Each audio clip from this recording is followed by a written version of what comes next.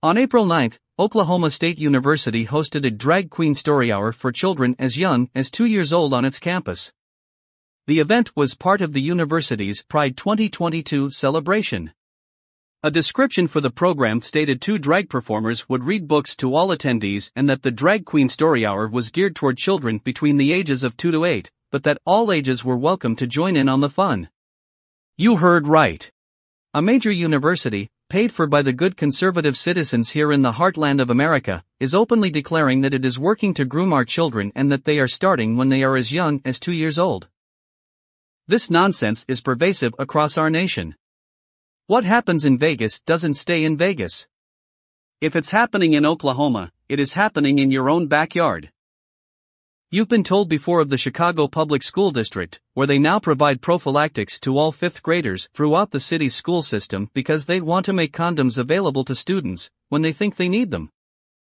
You've been told before of the Arizona Department of Education's promotion of books and research papers that claim babies as young as 3 months old already harbor sexual biases that demand the state's intervention. You've been told before of New York City's Justine Enfant, who proudly defends teaching 1st graders in Manhattan how to masturbate while at the same time teaching porn literacy to juniors at New York's Columbia Grammar and Prep. And then there is the National Education Association.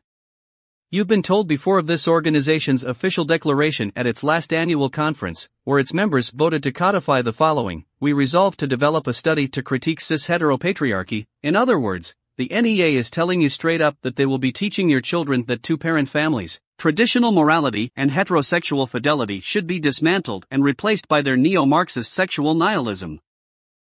You've been told before of Bartlesville Public Schools in Bartlesville, Oklahoma, where they now openly promote Toni Morrison's book, The Bluest Eye, which includes a full-page salacious description of a father raping his daughter.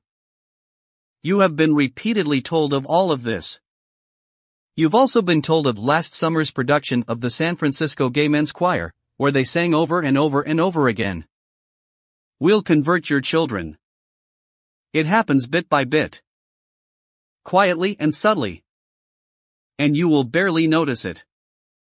We'll convert your children. Yes, we will. There's really no escaping it. We'll convert your children. We're coming for them. We're coming for your children. We're coming for your children. We'll convert your children. The bottom line is this: your public schools are grooming your children. This is just a fact. They admit it. They are doing it openly and without apology, and they are starting before your children can even recite their ABCs. This is not a QAnon conspiracy, nor is it the moral panic of homophobic conservatives who are just freaking out. This garbage is real. It is simply and clearly a fact. But there's more. Not only are your local schools abusing your sons' and daughters' hearts, minds and souls, but they are also abusing their bodies. America's public schools have become hunting grounds for sexual predators. Chris Rufo reported the following: the most comprehensive analysis concerning sexual abuse in America's public schools, published by the U.S. Department of Education, estimates that nearly 10% of K-12 students have been victims of sexual misconduct by a public school employee. In case you missed it, Mr. Rufo just shined a light on the ugly fact that our own government is admitting our public schools are sexually abusing 10% of your children. That's more than 4.5 million children nationwide.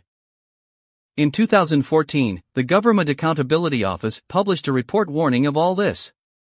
They said that public school employees were grooming students with the intent to perpetrate future sexual abuse or misconduct. That misconduct includes grooming and chemically castrating your child to validate their woke agenda.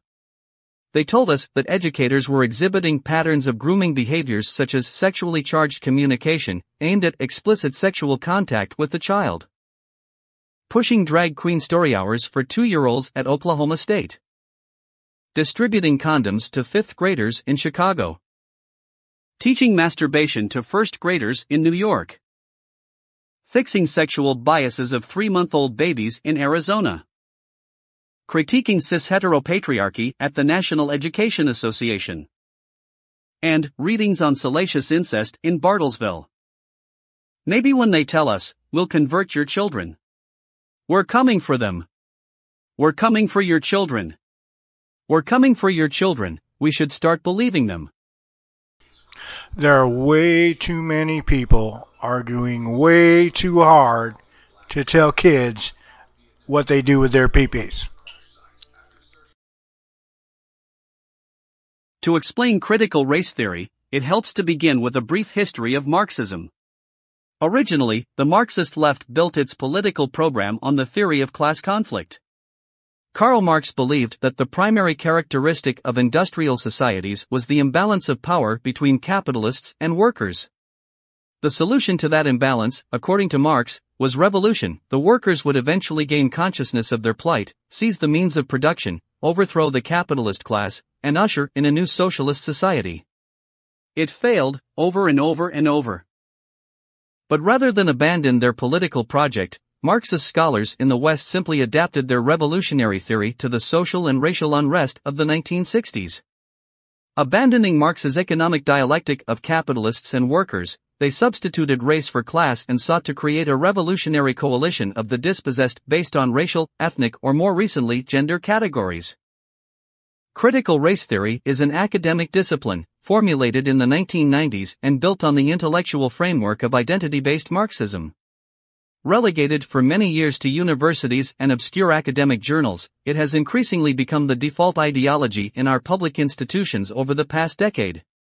It has been injected into government agencies, public school systems, teacher training programs, and corporate human resources departments, in the form of diversity training programs, human resources modules, public policy frameworks, and school curricula.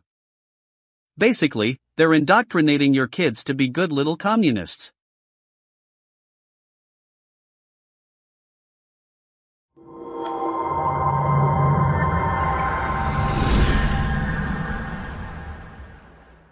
Mr. President, we had an amendment. There was a floor amendment. It is Senate Amendment number 674, and I would like to ask a question of the senator that proposed the amendment.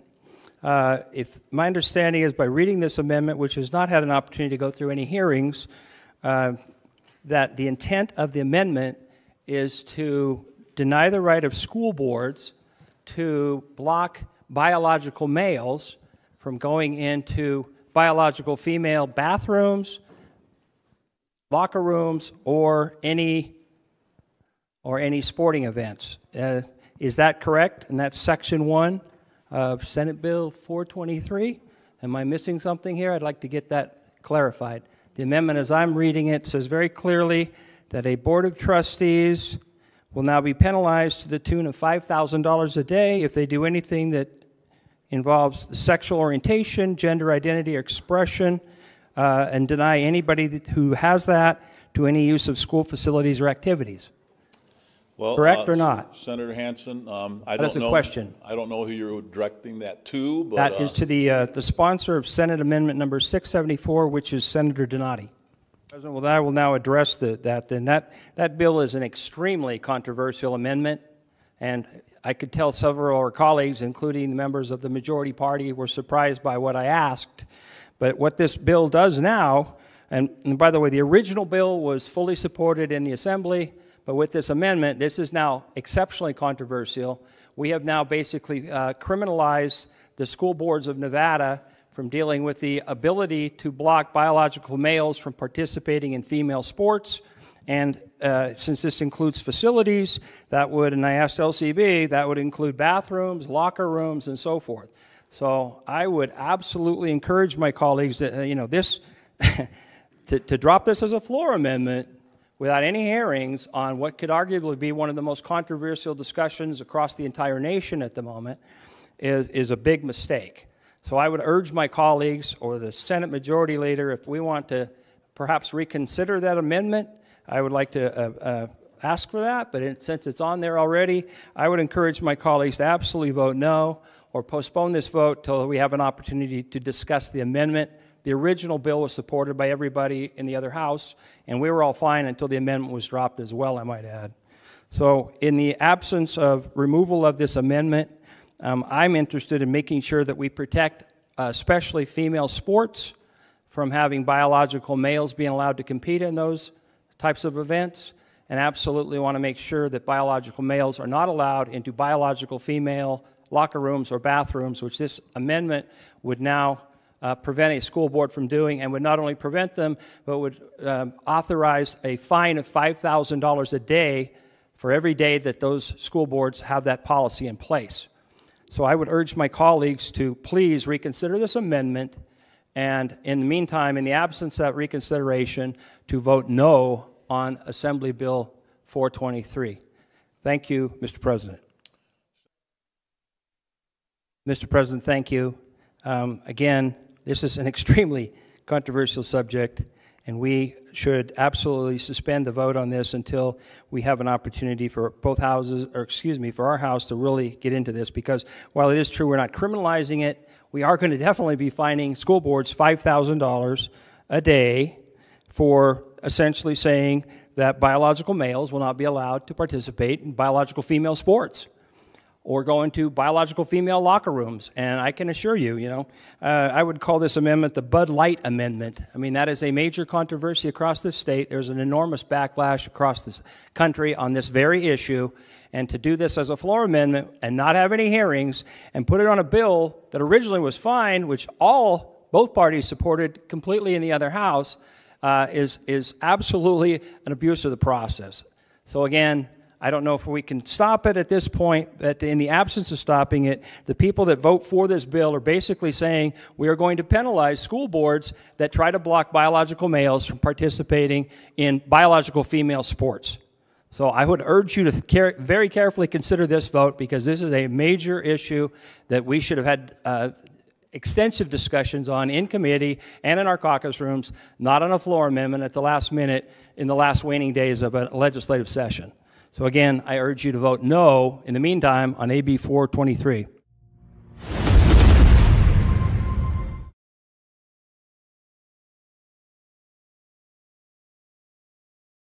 You know you're in a cult if 1. You believe you are what your imagination says you are.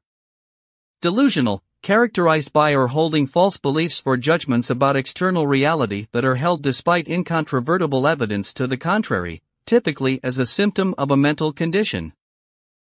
You know you're in a cult if 6. You believe reality isn't real. Delusional, characterized by or holding false beliefs or judgments about external reality that are held despite incontrovertible evidence to the contrary, typically as a symptom of a mental condition.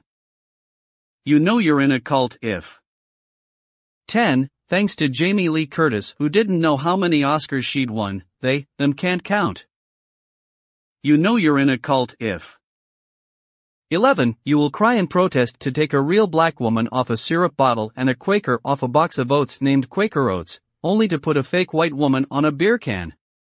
All while saying, I can't believe they're so upset over a beer can. Bud Light parent Anheuser-Busch's stock has lost $27 billion over Dylan Mulvaney. You know you're in a cult if 13. If you get triggered because someone doesn't think you're special because you were born into one of the CRT-approved victim groups, they believe deeds and personal responsibility warrant pride.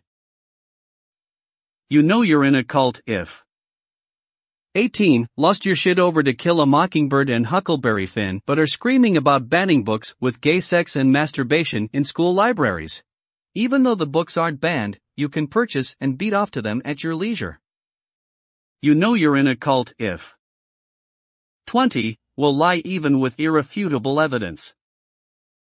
You know you're in a cult if 21. Being so filled with hate, you will groom, mutilate, and murder your own children, all while calling your opposition fascists. You know you're in a cult if 22. Believes that out of 7 billion people on the planet, white, straight, males are somehow oppressing everyone else. You know you're in a cult if 23. Will lose your shit when someone points out that you're not oppressed, you're just stupid. You know you're in a cult if 25. Will refer to a biology book as right-wing propaganda. You know you're in a cult if 26. Will lose your shit if someone actually uses proper English instead of your made-up pronouns.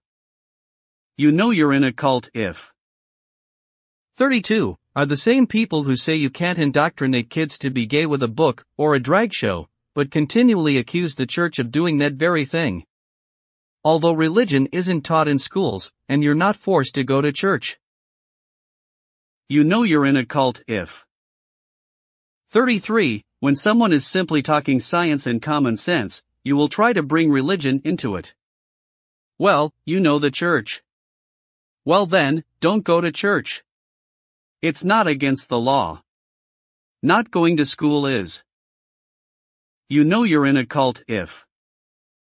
34. Will use unrelated behavior to justify their sick, grooming behavior. You know you're in a cult if. 38. You resort to insults as you can't handle the truth. Delusional, characterized by or holding false beliefs or judgments about external reality that are held despite incontrovertible evidence to the contrary, typically as a symptom of a mental condition. Patients with schizophrenia may show dysfunctional impulsivity and impulsive aggression. You know you're in a cult if. 39. Will lose your shit when someone says you're in a woke cult, and to prove you're not, you do the things on this list over and over and over. You know you're in a cult if. 40. Will accuse your opposition of that which you are guilty. You know you're in a cult if. 46. Consider chemically castrating a pedophile horrible and inhumane, but chemically castrating a child just dandy.